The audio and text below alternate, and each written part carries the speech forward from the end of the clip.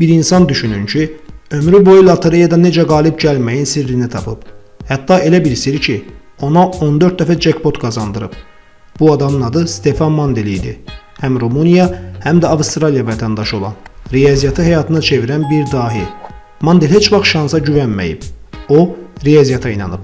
Oturdu, aylarla hesapladı, analiz elədi və sonunda elə bir xüsusi düstur tapdı ki, bu düsturla müxtəlif ölkələrdə keçirilən lotereyalardan dəfələrlə böyük mükafatlar qazandı.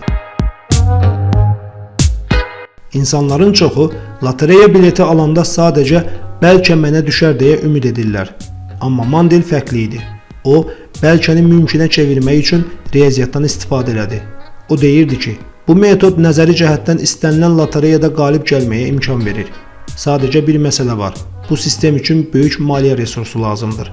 Yəni Mandelin dediyi kimi, bütün biletləri alacaq qədər pulun varsa, qalib gəlmək artıq təsadüf deyil, sadəcə hesab məsələsidir. İndi isə gəlin Stefan Mandelin hekayəsini dinləyək. Stefan Mandel lotereyada ardıcıl 14 dəfə uğur qazanıb. O, xüsusi taktikadan istifadə edilmiş. Mandel 1970-1980-ci illərdə Avstraliya, Kanada, Amerika və Avropada keçirilən loto oyunlarında 14 dəfə jackpot qazanmağı bacaran riyaziyyatçı idi. Federal Təhlükəsizlik Bürosu və Mərkəzi Kəşfiyyat İdarəsi onun işini araşdırsa da qanunsuz bir şey tapa bilməyib. Onun hazırladığı düstur loto oyunlarında jackpotu qazanmaq şansını xeyli artırıb. Mandelin düsturu loto oyunlarında hər bir nömrənin çəkilmə ehtimalının hesablanmasına əsaslanır.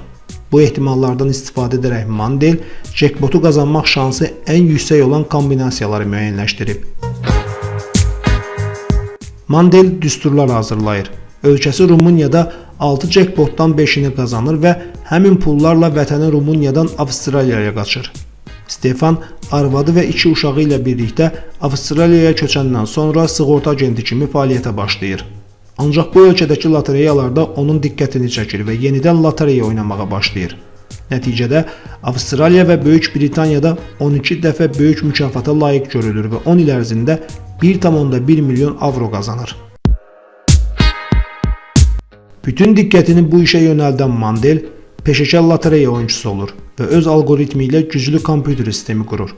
Mandel dünyadakı bütün lotereyaları araşdırır. Nəhayət Amerikanın Virginia ştatında lotereyada boşluq tapır.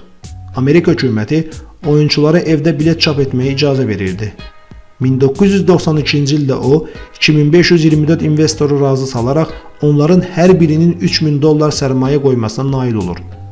Melbourne'da açdığı ofisdə 30 kompüter, 12 printer quraşdıraraq çoxsaylı kombinasiyalar yaradır və $27 milyon qazanır.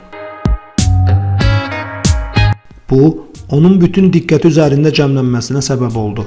FTB və Mərkəzi Kəşfiyyat İdarəsi ona qarşı təhqiqata başlayır. 2 həftəlik araşdırma nəticəsində Mandelin metodunun qanuni olduğu qərarı alınır və o bəraət alır. Bununla belə, bu hadisədən 2 il sonra Mandel və onun fondu iflas edir.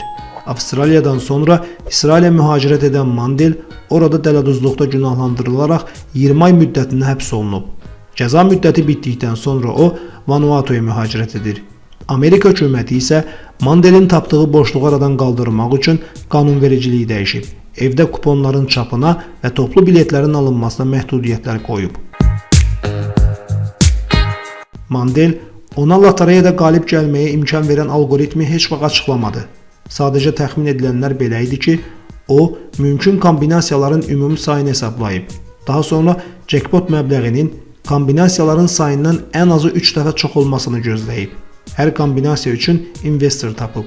Sonra investorların pulu ilə hər kombinasiya üçün lot oynayıb və onları çap edib. Aldığı kupon çapını dillərə aparıb. Pulunu ödəyib, təsdiq etdirib, jackpotu qazanıb və hər bir investora pay verib. Stefan Mandelin sirri sadə idi.